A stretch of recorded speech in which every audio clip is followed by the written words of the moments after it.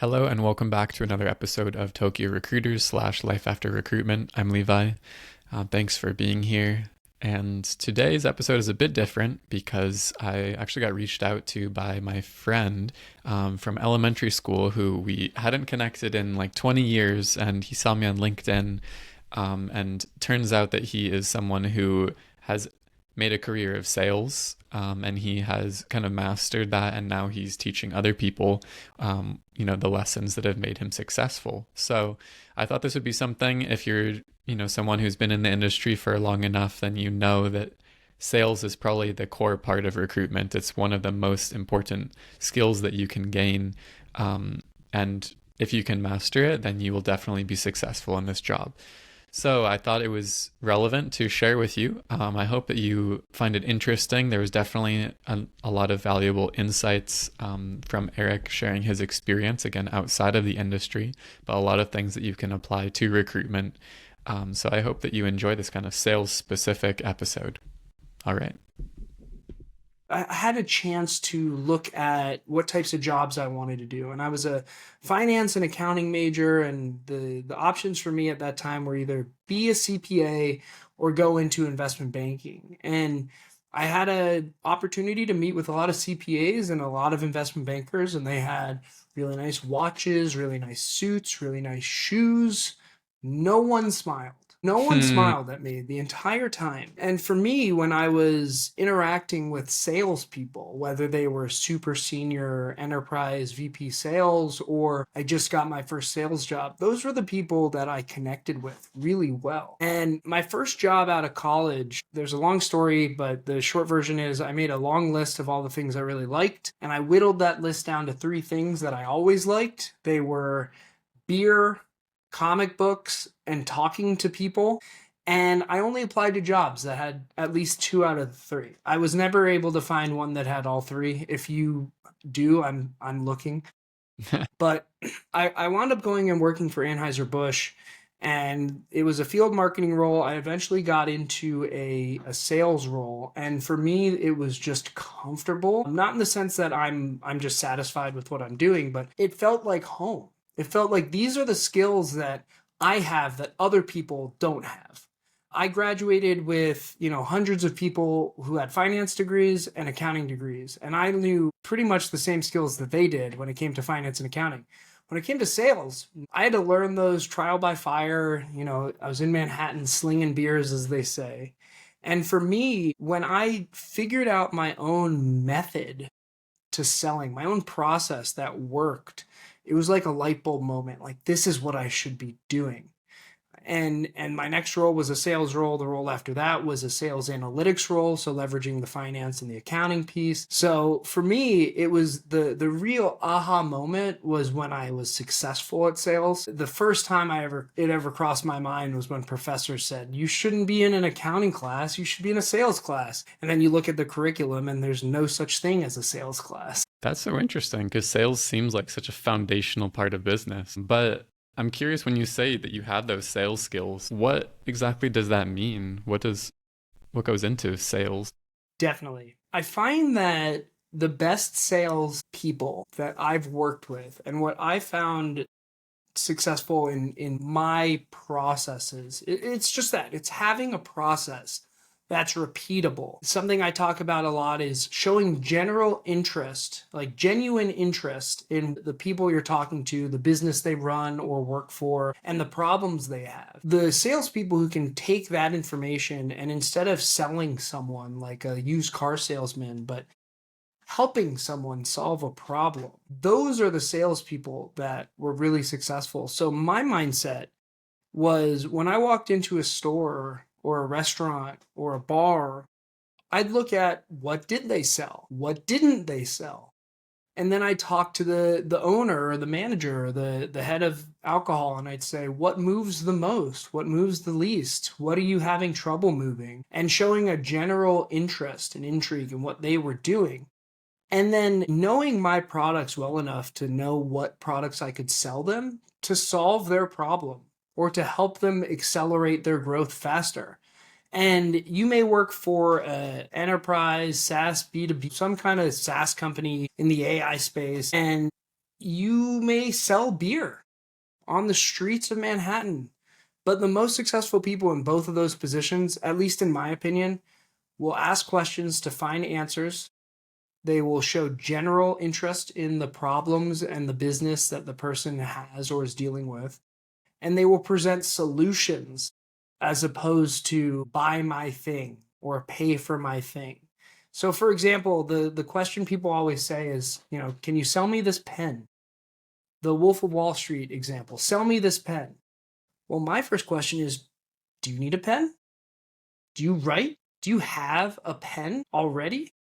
Is it good? Because if the answers to the questions are, yes, I have a pen, the pen is great, I don't write very much, I'm not going to sell you a pen because it's not a solution to a problem you're trying to fix. Hmm. And salespeople who can find the problem can offer a solution, but the salespeople who just come in with the solution, they may not know the problem. And they're going to have a tough time solving that problem and selling whatever they're trying to sell. I mean, this is great. It sounds like being curious and just, yeah, genuinely curious about people and helping find out what their needs are, and then being able to have a understanding of your product and how that could solve their need is really, I mean, it's the same in recruitment. It's very similar, that matching. But I'm also curious because how do you develop that rapport to get to a point where people are open to sharing what their needs are? Like on a place, for example, LinkedIn, where you don't know that person at all, you aren't even getting that face-to-face interaction of going into the bar and maybe sharing a beverage with them, or having that kind of casual introduction. How do you break down that barrier of total stranger and then uncovering what their needs are to be able to introduce what your solution is? Definitely. That is such a great question, and it is the some of the biggest problems and I'd say speed bumps that sales organizations have to do with that question, right? How do you get somebody to answer questions? How do you get somebody to open up? Books will tell you create a rapport. Ask, be start with icebreakers. How's your day? What have you been doing? How are the holidays? Right. So that's one thing. For me, it all goes back to that general interest in trying to help people. Because if I come into this conversation, say you and I are on a sales call, and we start off, and I start the tone with, "I'm trying to sell you something." Well, from your perspective, you're like, "Whoa, whoa, whoa, whoa, sales guy, and put up the wall, put up the brakes." But if we started the conversation like, "Hey, Levi, what are you working on? What's the big win you've had recently? Or what's the biggest Mm, struggle you're going through?" Instead of starting off by like, "Hey, I'm the sales guy. Let me tell you about all the features and all the benefits of whatever I'm selling." mm-hmm, It's like, no. If there's say I sell a service and that service has 10 different components to it, most of my clients aren't going to benefit from those 10 different components. mm, It's usually going to be 3, 4, maybe 5. But even with services you use, you don't use all of the features and all of the benefits from those services. So it will be a much more beneficial conversation if I show general interest in what you're doing and I care. I don't just pretend to care, but I care. I care because I'm a decent human being, but I care because if I'm a salesperson, I need to care, because the most successful salespeople are empathetic. They care about the problem. They can put themselves in the shoes of the person they're selling to and think about the problem from their perspective. How would mm, they want their problem solved? So if I ask you, what's the biggest problem you're dealing with, and my service has 10 benefits, maybe the biggest problem you're dealing with only has to do with one or two. And my pitch to you, or our conversation, should revolve around those two things, not the other eight, right? Because my goal as helping you is to talk about the things that apply to you. If my goal is to sell to you, I'll talk about all 10, right? I'll mm, waste your time all day. I'll tell you about every reason why you should buy with us. mm-hmm. But if the only reason why you'd buy with us is because you have a problem and I can solve it, and that's just one and two, then we should be revolving around that. So I'd say your question is, how do you get people to answer questions? Be a genuine person. Don't just be a used car salesman. And no knock on used car salesmen, right? They get the brunt of the stick in every sales conversation. I know a lot of great car salesmen out there. But the stereotypical, like, hey, how's it going? I'm fast and loose with my words. I'm going to try to trick you into a sale. That's not the kind of salesperson that's going to get answers to questions. The one who's going to get answers to questions is the one who cares and then revolves the conversation around those answers. If I asked you, what's your biggest problem? And you told me, and then I started going off on a different tangent, you don't care because you know that I don't care. But if our entire conversation revolves around solving your problems, or we're talking about you and your life, we're going to have a great conversation and hopefully by the end of it be one step closer to finding a solution to your problem. So it's almost like sales is evolving, because I think sales 1.0 maybe is just someone who's, harking their wares and trying to sell you something, and it might not even work. But maybe with the information, like the freedom of information that's out there, and getting to see reviews of different people and products, that now it actually has to help. And so now a salesman's job is to actually help people rather than just sell a product, is what I'm hearing. That's right. That's right. And one of the things that I work with my clients and my mentees on is changing that perspective from selling to helping. Selling and helping can be different things, but they don't have to be. And I mean, think about why you buy something, anything. You go on Amazon, you buy a water bottle. It's because you don't have something to carry your water from one place to another and drink when you're thirsty, right? The problem is you're thirsty when you're not near water. How do you solve that? You solve that with a water bottle. You pay for that water bottle. Now, if I'm a salesman and I sell water bottles and I ask you the question, are you thirsty? Do you have a water bottle? And you say no, well, that's an easy sale. But if you're walking around and you're super hydrated and you're an ultra marathoner and you always have a Camelback on your back, I'm not going to be able to solve that problem. Even though I'm selling the solution, you don't have a problem. I'm just selling you something. I could be selling you a Lamborghini, right? You don't need a Lamborghini. You don't want a Lamborghini. I can't sell you a Lamborghini. I could be the best salesperson in the world. But if you don't need it and you don't want it, I'm a really bad person if I try to sell it to you. But you have to go deep too, because you might say, hey, do you have a car? And they might say, yes, I do have a car. Do you have a nice car? Oh, yes, I have a very nice car. But maybe if you go really deep, they feel like they want an even nicer car. And maybe you can sell them a Lamborghini because they want more status. They don't want another car, but they want to have higher status. That's right. And then what's the problem? The problem is that they don't have higher status. So do you have a nice car? Yes. Do you have a really nice car? Yes. Do you have the car of your dreams? No. No, I don't have the car of my dreams, because if someone's walking in this door looking for a luxury car, they're either getting it as their fifth or sixth or seventh luxury car, or they're getting it because they really want that car, right? Or they need that car, right? Need is a very interesting word in the world of sales. You don't need to pay someone to do your accounting services for you. But if you only have so many hours in the week and you're running a company and you have a family and you're spending 6 hours a week on your finances, well, to that person, the outsourced accounting services make a whole lot of sense. Now, the CPA who runs their own company, who knows how to do their taxes, who can do it in, a few hours, maybe those few hours are way more important than doing their taxes and the cost that it would take to get their taxes done. I like to give the example of a plumber. I needed a plumber at my place, and unfortunately in San Francisco, plumbers are expensive.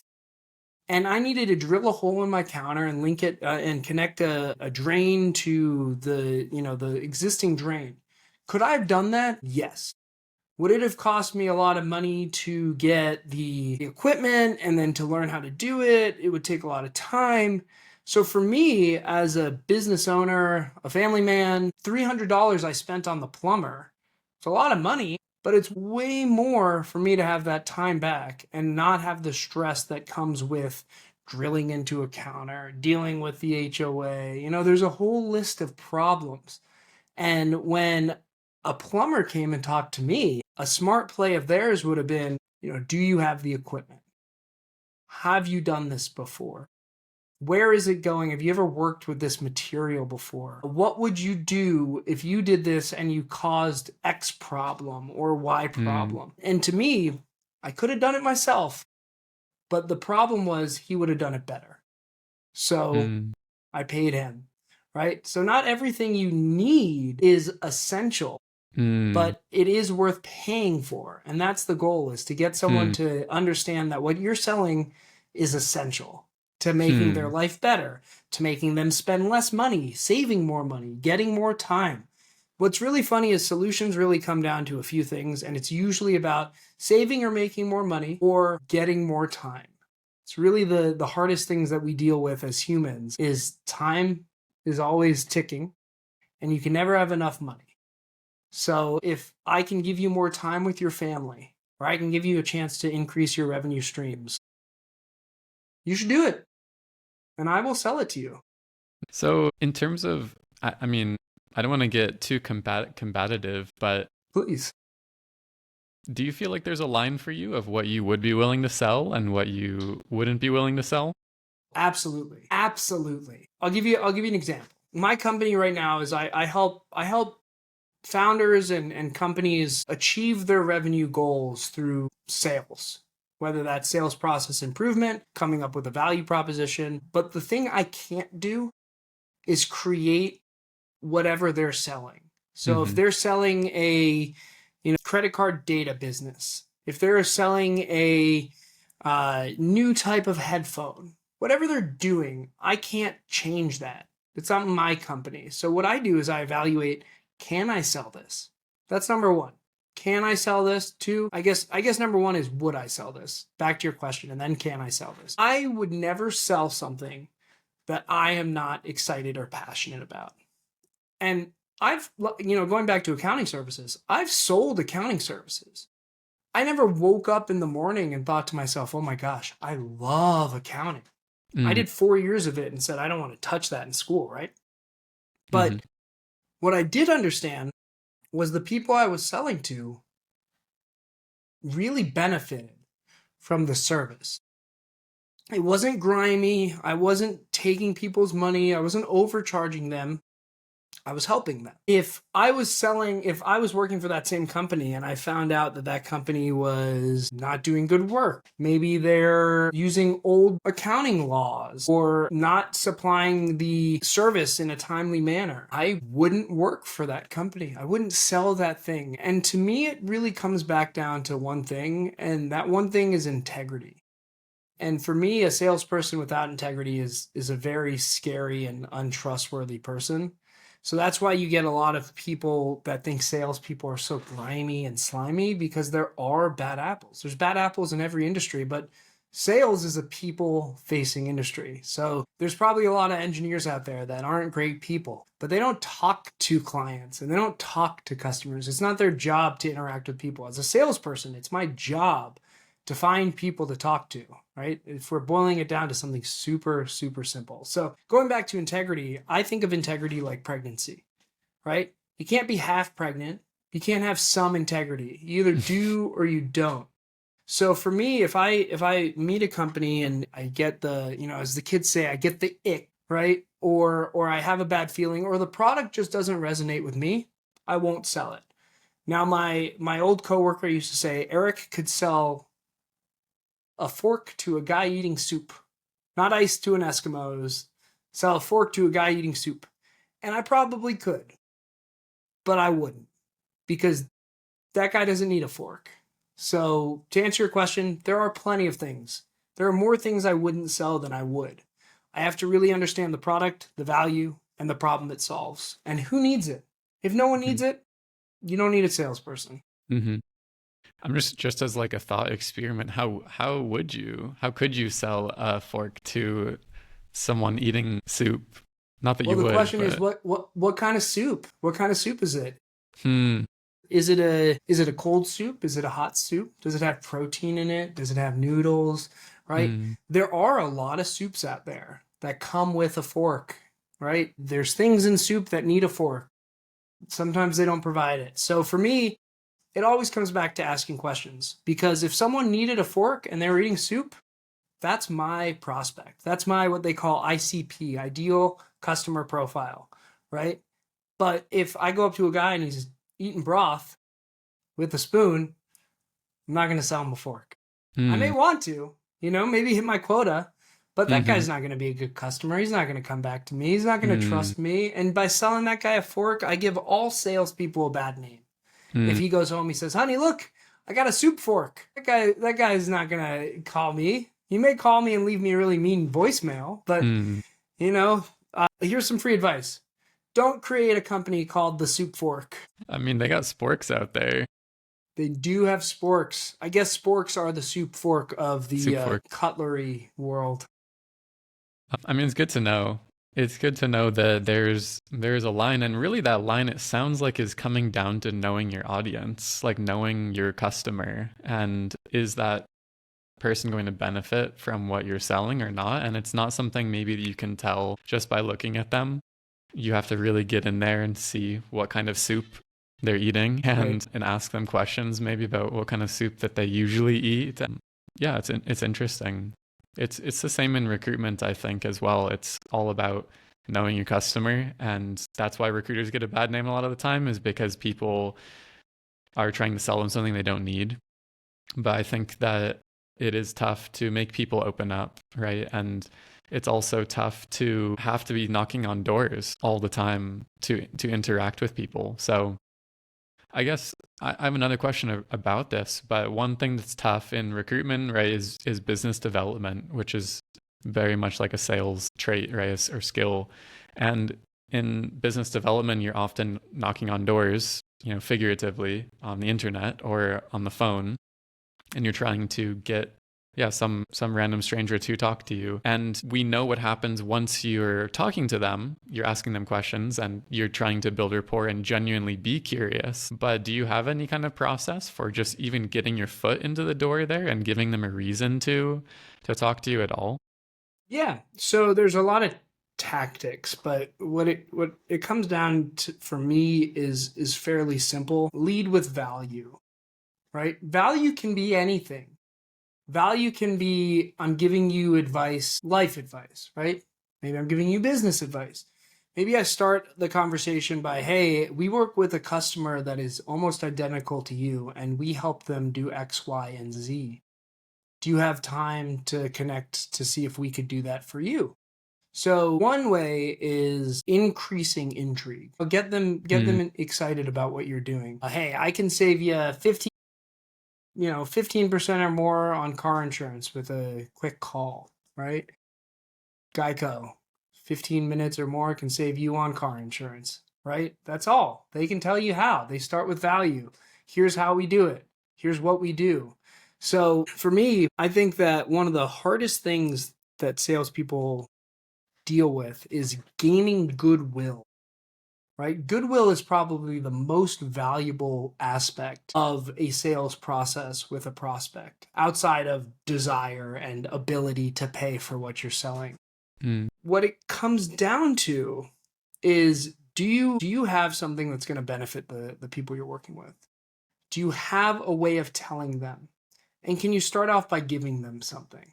Right. And to me, what I like to do is I start off on a call. I hear the problem. I hear the solution. I hear everything that's going on and I give them my input. Maybe they like it. Maybe they don't, but I'm giving them something, right? Here's my advice. You didn't pay for it, right? Here's free. That's goodwill. Mm-hmm. And to me, I think of goodwill as like a bucket. And every time you give a little more, you fill up that bucket. And eventually that bucket is full and you make the sale, Mm.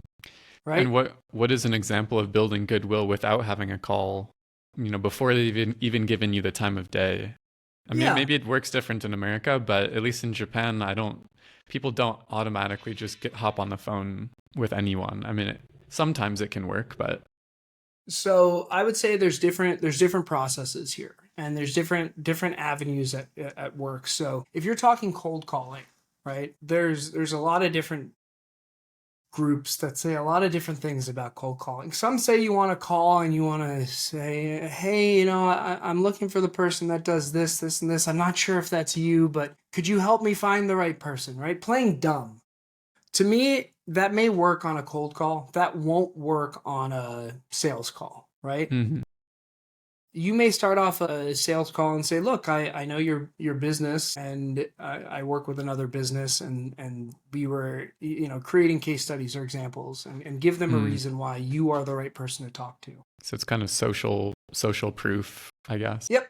I know a lot of people that they start off by sending an article relevant to the person's life or business. Mm. You're in recruitment. Maybe I read an article that was about recruiters in Japan, Hmm. and one thing they did that made their business more successful.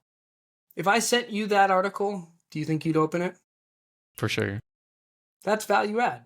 Mm. That's what in the marketing world they would call a successful CTR, click through rate, because I know that you will open something that has something to do with you, and I send it to you, and that increases my CTR. So So, if I'm mhm. going after recruiters and recruiters only, and recruiters in Japan, and recruiters in Japan in the age range of X, Y, and Z, and maybe this is their gender and this is their family size, the messaging is really consistent. Now, if I'm going Mm. after just recruiters, the messaging is going to be very, very different. So that's why it comes back to knowing your customer, your ICP, Hmm. and your messaging should, I'd say, resonate with your ICP. If I sell Mm. shoes to athletes and all of my marketing material is in dress stores, it's probably not going to work. But if they're all in shoe stores, probably going to work. So for you, do you have a very concrete ICP that you've developed for your business as a sales coach? That's a great, great question. Yes and no. And I'll say this much. If one of my customers came to me and said that, I'd be upset, right? But I'll tell you why it's yes and no.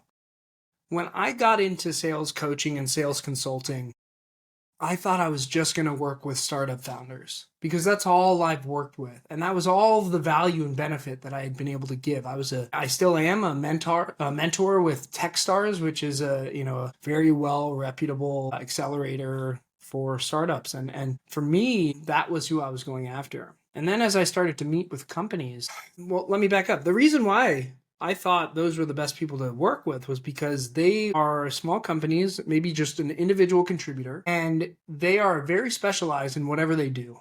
AI, CPG, you name it. It's not sales. I can almost definitely tell you it's not sales. So for me, I looked at what group of people, what ICP needs sales consulting the most. And in my head, it went right to startups. My first client's in the healthcare space, not a startup. They've been around, right?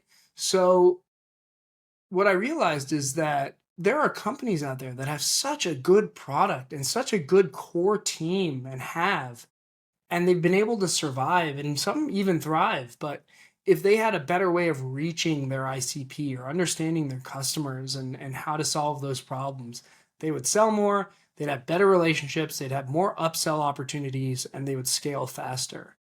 So for me, my ICP went from startup founders to what I like to say is thriving companies that have a large sales gap.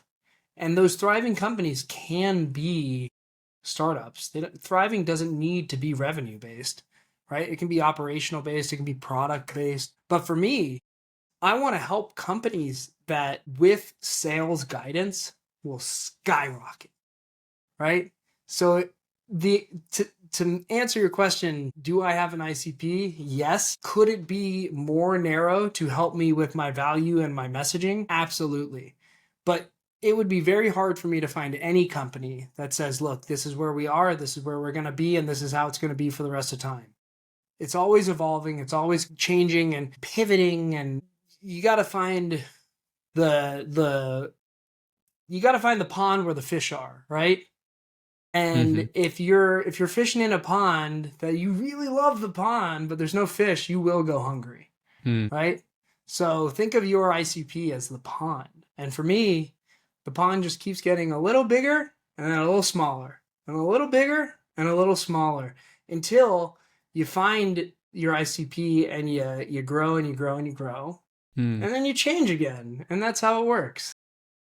I used to compare it to like mining for gold. And when you're looking around, I guess like at your point right now, you've just started the business and you're just starting to help people. So you kind of don't know where the needs are yet, maybe, even if you know what your offering is. But if it was like mining, then you take your time to kind of survey the land, right? You're like digging in this area, digging in this area, digging in this area. And then when you finally find like that vein of gold, you follow it wherever it happens to be leading. But you also continue to prospect in other places, right? For 20% of the time, maybe.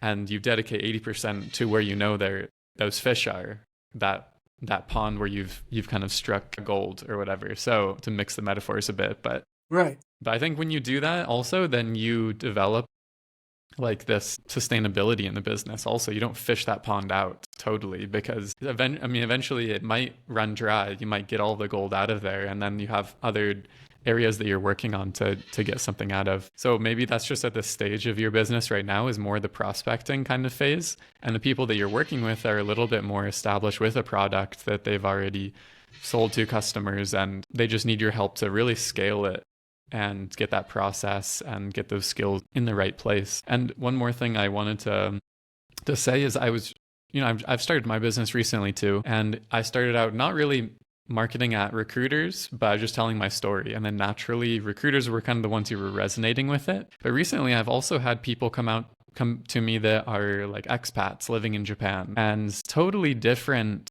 to me, like a totally different experience. But there's something that is resonating, I guess, with the messaging. So I think like that experimentation is really interesting for me and important. And also maybe the ICP isn't just an age range, even a location or a gender or, the industry. It could be that need, right? What is that need? And it's to talk to somebody, right? Or that need might be to sell something, to sell a product. And that fundamental need being the same over many different demographics, you're still going to be able to get your product in front of them and help them. Yep. Yeah. But I don't know if you have some experience with doing that with your coachees or your clients and helping So them. yeah, so there's a fun exercise that I like to do. And for me, it's usually one of the first ones. And I do this more with my early stage startups. And I tell them to name any product. Funny enough, the product that people say the most is a toothbrush. I don't know why. I couldn't tell you why, but a lot of people say toothbrush. And I say, okay, you are running a toothbrush company. Who are you selling to? Are you selling to anyone with teeth? Because you're going to have a tough time selling a toothbrush to anyone with teeth because there's a lot of toothbrushes out there. So we say, okay, it'll be sold to kids. Okay, do kids have money? No, kids don't have money. So who are you marketing to? Well, you market to adults, but the end users are kids. So okay. So it's a toothbrush brand for kids, but the marketing has to be attractive to the parents of those kids. Is it an expensive toothbrush? Is it a cheap toothbrush? And you keep going down and down and down until you have your ICP, right? And you keep getting narrower and narrower. What do they do on weekends? What's their favorite food? And you create this avatar. And then what happens is something really interesting. All of a sudden, you go from downstream of who's this person? What do they do? Where are they? Do they have kids? What's their family? And then you have that person. And then you start to go upstream. What does that person want in a toothbrush? How much would they pay for a toothbrush? What color do they want their toothbrush? Where would they buy a toothbrush, right? So you went from product development to sales and marketing and feature development, right? Is Hmm. it a soft bristle brush because it's for kids? Is it shaped like cartoon characters? Does it make fun noises?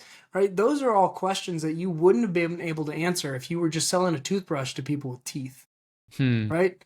So it's this nice, fun, to your analogy of, mining and you're mining and you're mining and you're looking for something. But when you find that gold, it's not, I'm done. It's, there's probably more gold here. There's probably Hmm. more fish. Where do we go to next? Well, we know where to go because we're following that line of gold, right? We're following the vein. And I would say that's a perfect analogy for defining ICP and developing features and marketing practices. And it's fun because you get those little wins. You get those little nuggets that come back when someone resonates with your messaging or that product. So Absolutely. Yeah. So excellent. question for you. And I'm curious because I know there's a ton of similarities between sales and recruitment. And I've done a lot of interviews for different positions, both interviewing and being the one that is being interviewed. And to me, there's a clear distinction between the people that I want on my team and the people I don't. And the big kind of stake in the ground thing for me is if someone gets through an entire interview and doesn't ask me a single question, Mm, it's a huge red flag, right? hmm Not curious about the job. They're not curious about anything that they weren't able to find. They're not curious about me. They're not curious about the hours. They're not curious about the culture. It's just hmm all the stuff they've been able to find before. And to me, being on the other side of that as a salesperson, it's like, well, if I'm selling to someone, I'm just telling them and telling them and telling them, and I don't ask any questions. It's a big red flag. So my question to you is that A, is the question thing as important for you? And then B, as you've been becoming a subject matter expert in the world of recruitment, are there anything else that are like big red flags when you talk to someone, an answer they give or something they don't do that makes you go, oh, this person's not someone that I'm going to continue working with, at least not for this role? Yeah, that's a good question. I guess because my mind is going towards like I was a hiring manager trying to hire people for my team, like as a recruiter, and definitely feeling the same way. You want someone who's curious because that's what it's all about is asking questions and being able to solve that problem for the client. And I remember just a story of when I was interviewing for recruitment to get a job initially, and I didn't know that much about recruitment, but I had read one blog that said it's good to ask questions. And I went through this whole interview and I don't think I barely said a single thing about me. Like they didn't even have time to ask a question about me because I was just pelting them with questions and digging deeper, and they loved it. They were like, wow, this guy's awesome.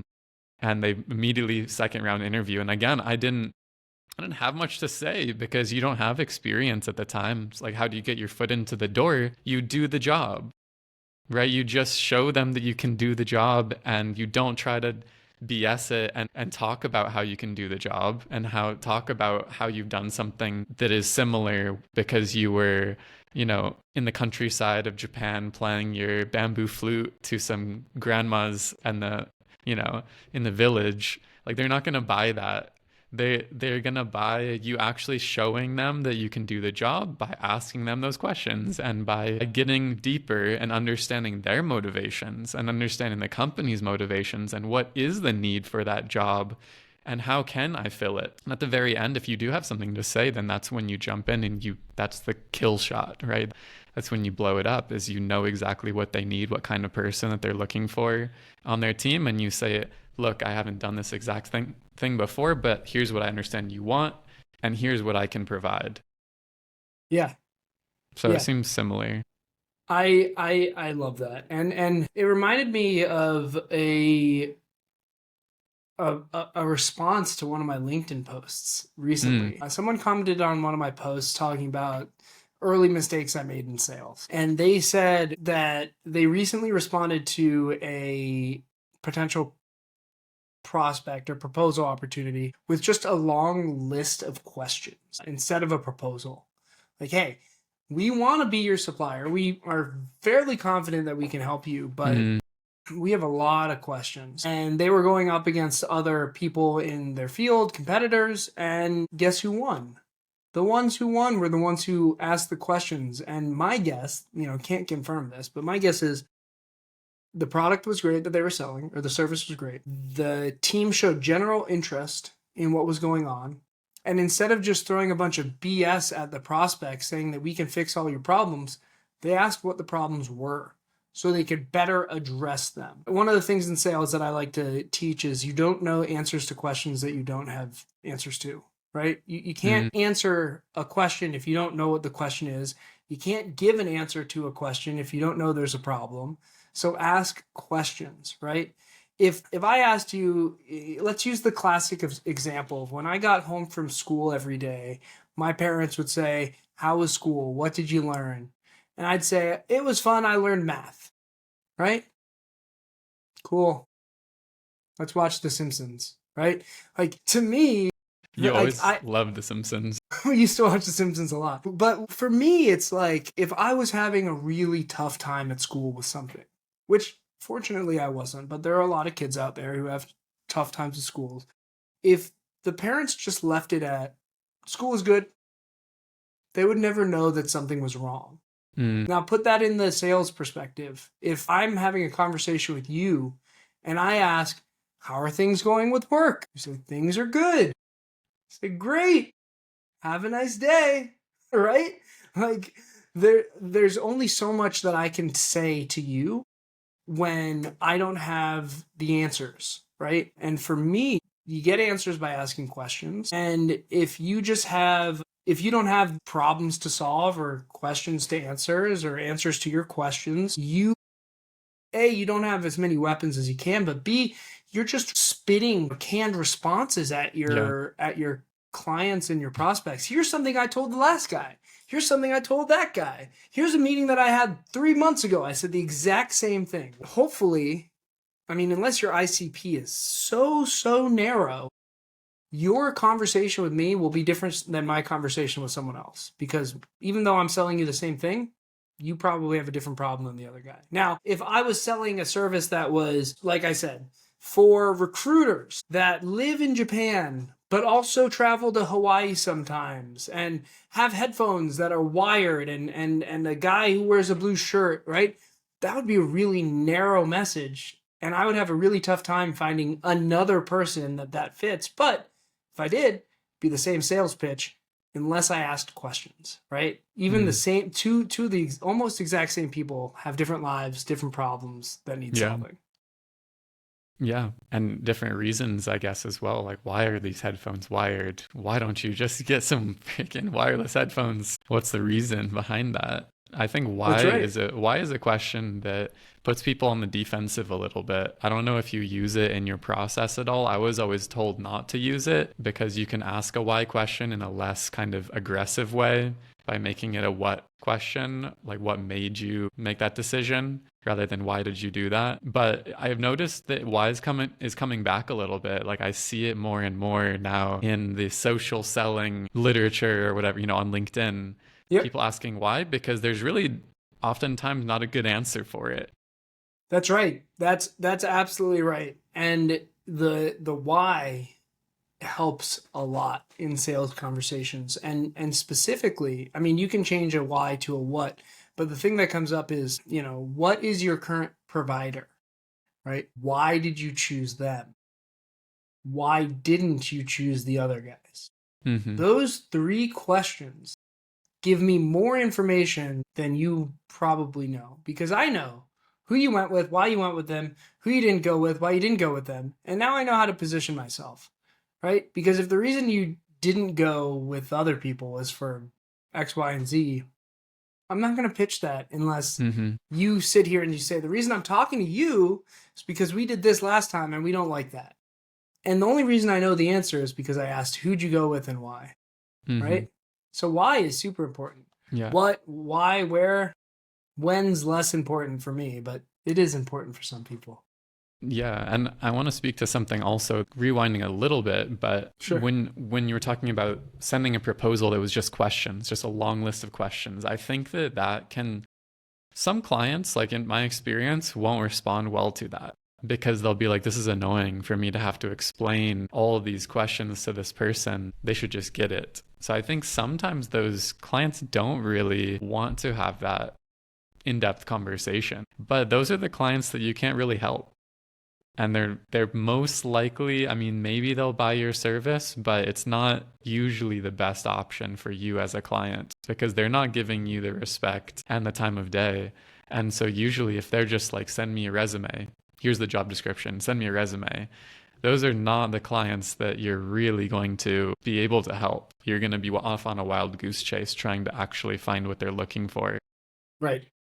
I mean, you can open them up. Usually, at least in recruitment, because it's on, it's ongoing. Once you've introduced a good candidate to them, they become your best friend. Like memories are so short in recruitment because they need candidates. All these companies need candidates, and they just get so many requests from recruiters that they're like, F off. I don't need to, I don't want to talk to any more. But once they know that you have value, you have good candidates, then they want to talk to you and they're calling you on the phone instead of the other way around. Yeah.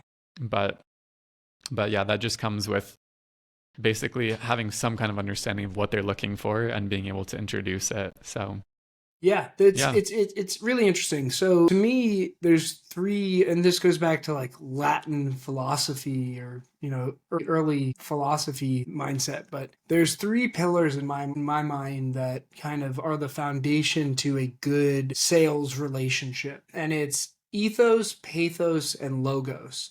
So logos being the logic behind an argument, pathos being the emotion behind it, and ethos being the credibility.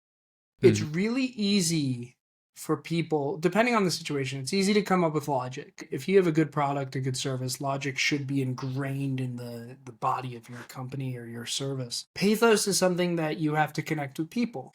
An emotional pull, a reason that I care outside of money and time. And then lastly is ethos, credibility. And what you just told me was when you work with a recruiter or a company and they don't give you 2 seconds, they don't care. The second you send them a good applicant, you're giving yourself credibility, right? And that changes your entire conversation, right? They know the logic. The logic is Levi sends us good candidates. The credibility is, oh, look at this. Like, look at this. This person was a perfect fit for this role. So on the other side of things, one of the reasons that different environments cater to the different three pillars is, let's look at this conversation you and I are having. If, hopefully to anyone who's listening out there, hello, it's me, Eric. But I don't have to push credibility. I'm on a podcast with you as a sales subject matter expert. So what I need to do, if I was trying to sell people on my services, it's less about talking about all the great things that I've done because I have credibility. I'm a sales expert on a podcast. mm, What I need to do is pitch logic, pitch emotion. What's the reason why you should work with me? It's not about, look at all this stuff I've done. That's a conversation I can have one-on-one with someone. But if I'm seen as an expert in something, I have a book, I'm giving a speech, I need to lean into pathos and logos because the ethos is already given to me, right? mm, So my suggestion for a lot of people is think about conversations just in those three pillars: credibility, emotion, logic. mm. And where's your strong suit right now? Where's your opportunity? I don't like to use the word weakness. So where's your opportunity? And do you think you can do better the next time in Mm. that one pillar? So it's definitely a fun world. And when you and I spoke the first time and reconnected, it was so cool for me because I've been told I'd be a good recruiter. I've never worked in For recruiting. sure. I've never been in HR. It's a recruitment requires people skills. It requires empathy. It requires understanding what someone's not saying just as much as what they are saying. And to me, that sounds just like sales. Yeah. And if I don't know what someone is saying, I don't know what they mean. If I'm too afraid to ask, what do you mean? Can you clarify that? Or can you go into that a little bit more? I will end up with less information about the applicant I'm talking to, which could lead to the wrong placement, which could lead to a downfall in your credibility, For right? sure. When they say that recruitment is like you're selling a car, but the car can decide it doesn't want to be sold to Yeah, that's to fun. the owners. But the ethos, pathos, and logos is really interesting. I've never really thought about it in that way. I think I've thought about it as as posting, like as marketing, I guess, on social media. We hear about social proof, which would be the ethos. We hear about like connecting emotionally, which is the pathos, and then we hear about solving a problem, which is logos. So it really is, it's all connected. But I like the way that you just put it right now, made me think, yeah, I guess I've been really pushing a lot of the pathos and not as much of the logos. And so I think I want to work on that. And after having talked to you, it's kind of like inspired that. And the Great. ethos as well is it's a tricky line, I think, because I started out saying, putting on my headline that I'm 100 mil biller, like $1 million biller or whatever. And I actually started to get credibility, but also some doubters, I guess, or like some haters from this, like people coming back and being like, who the heck is this guy? Who does he think he is? And everyone trying to kind of not tear you down completely, but yeah, poke some holes in your ethos as well. So it's kind of maybe a difficult line to walk. And I guess they all are pathos as well. If you come off as too emotional, then people might not respect that as well. But yeah, I love hearing that and the balance between all of them. Thank you. Yeah, absolutely. Enlightening. That's really fun. Awesome. Is there anything else, I guess, that you wanted to say out there to people who might be interested to work with you? Yeah. Here's what I'll say. If you have a product, a service, a business, and you're struggling to convert customers, you're struggling to reach customers, you're struggling to explain your value, come talk to me. Getsales.us. Happy to talk to anyone. And for me, my reason for doing this all started from I was mentoring a alumni from my college, and just for fun. Not This was way before I had my own consulting company. And I was a sales guy and giving him advice and helping him with sales. And he got into Techstars and liked working with me so much that he recommended me to mentor at Techstars. And that's how I got in. And then I started talking to the companies there, and it was, the founder of this company is the subject matter expert in AI. Doesn't know how to talk about it. Can tell you every single thing about AI. Maybe there's 1,000 things he knows that he could tell you. But if he's selling you his business, he only needs to tell you one, right? I think of myself as a interpreter. I interpret what you're doing, and I take it and I put it in the language of the buyer or the prospect. So for me, I'd say if you're struggling with any aspect of the sales funnel, from discovery, pipeline filling, closing, converting, upselling, you name it, I'd love to talk. And the last thing that I'll say that I tell all of my clients and all my mentees when they're going to do sales is, if you don't meet, you don't eat. So make sure that you're going out of your way to find people and connect with those people and learn and network. No is just a word, right? If you hear no 100 times a day, but you hear yes one time, you got one yes. That's huge. There's a game I like to play. It's called Chasing the No, and I can actually show you this. So these are N's, right? Those are all N's. There's one W, right? That one W is what we do. This is why we do sales, right? That's the yes. And this is a fun game. You can look up Chasing the No. It's a very well-known game, but for me, sales is a game. It's really fun. It's a puzzle. How do we find the solution, the equation, right? And to me, it all comes down to, are you curious? Do you care? Are you trying to help people? And how are you trying to make yourself better today than you were yesterday, right? If I got 40 no's and no yeses, did I talk to 40 people that were the bad customer, or could I be doing something a little bit better to make one of those no's a yes? I don't know, but I'm sure going to try to figure it out. And for me, that's the mindset. The curiosity is the type of person that I want to work with. Nice. And that kind of brought up another question for me, another two questions really, but maybe someone doesn't know that their sales process isn't as good as it could be, right? Maybe they think that it's just fine, or they think that they're getting just as many customers as they could. They're fishing as many fish as there are in the pond. So I guess one question is, what are the symptoms maybe that you could see in your clients or prospective clients that would indicate that there's more room for growth?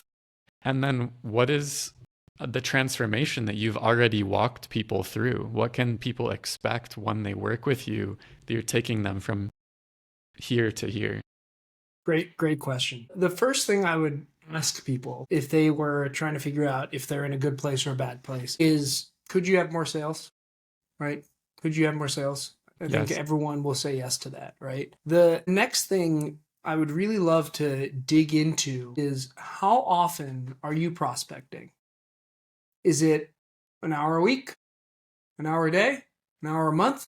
Never? Are you only doing reactive selling where you only sell to people who come to you? Are you only selling to people who you meet at networking events? Are you only selling to blank? Right? If you're only selling to people from X place, X revenue stream, not ICP, but from a specific place, you have so much untapped potential. I worked for a company that only wanted to sell through networking. They only wanted referrals. And the company said, well, we have 95% of our sales come from referrals. Why should we focus on the 5%? We should focus on the 5% because the 95% isn't going away. They're Hmm. always going to be there as long as your business is good. That 5% could become 10%, could become 50%, could become way more. And then more customers lead to more referrals, right? So it's just a mindset change. Oh, I only get customers when this hospital calls me and refers business. I only get customers from this one ad that I put out 6 months ago. There's probably a huge opportunity there. Hmm. And then the last thing I'd say is, what are your metrics? What are your conversion percentages? How many people do you meet with more than once? How long is your sales process from the first time you interact with someone, excuse me, to the time they sign the contract? How long are your customers staying with you? Are you interacting with them after? Sales, customer success, right? So I would just suggest to people, sit and think. Could I be selling to different types of people, different ways, more frequently, more successfully? I'll give you an example of one of the ways that I've helped companies. So one of the companies I'm working with right now is in the CPG space, consumer packaged goods. And so CPG is pretty much anything you can buy at a store, right? Supermarket, you name it. And they have one client and they have an MVP, so like a super early product, and they were able to sell to this one client. And this one client is in the arts and crafts space. And this one client is great, happy, they're growing, paying client, everything's great. Now, the person I'm working with I said, who are you calling next? They were like, well, maybe I call, a shoe company, or maybe I call a clothing company. And to me, it was like, why not call another arts and crafts company? You already have the success story. You already have the metrics. Why not call more of those people? Why not try to connect with more of those people through your story? And through that, now they're repositioning their value proposition. They're repositioning their marketing material. They're getting more conversions because they're able to say, look, we worked with a similar company. They sell in the same stores that you do. Why couldn't we help you? I think we could. Let's check it out. Let's explore that. So it's just a really fun ecosystem to be a part of when you look at things from a sales perspective, because it always comes back to value. And if you do it right, it comes back to helping. And that's a part of value. Nice. Awesome. Thank you for sharing all of this. And I'm sure that we'll have some more time to delve into other topics as well. Definitely. But I'll put a link to your profile on LinkedIn as well. Yeah, looking forward to catching up soon. Definitely. Yeah, excited. I know there's a lot that you and I can talk about, and excited to learn more about the recruitment business and see if explore more similarities, because I know that I can learn a lot from you. I have already learned from you, whether you know it or not. If you look at some of the content that I'm putting out, definitely some Levi influence in there. Nice. I appreciate it, and I use our conversations as a growth and learning opportunity as well. So, thank you so much for having me on, and excited to see, what we can talk about next. Awesome. All right.